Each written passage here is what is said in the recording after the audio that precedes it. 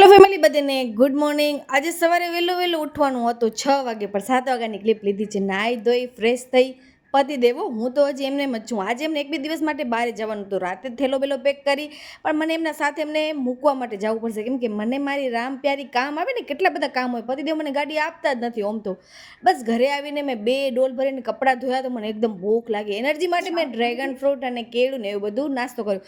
પછી કોઈ ક્લિપ નથી લીધી, કેમ કે બજારમાં એટલી ભીડ હતી. હું હેવી ડ્રાઈવર છું, હું ડ્રાઈવરની બાયડી છું ને, એટલે આટલું બધી વસ્તુ લઈ ને બજારમાંથી એકલી જ આવી ગઈ. ટ્રાફિકમાં ફસાઈ ગઈ હતી. મન ઘરે પહોંચી. અને આજે મને તનુભાભીને દયા મળી ગઈ. મને કે દિયા તું ન બનાવવા, દાળ ભાત શાક રોટલી ખાઈ લે. પછી રાઘવ આવ્યો હતો. રાઘવ મને કે ફિયા માર સાથે રમ. પછી 3-3:30 વાગે એને લઈ ગયા એના દાદી.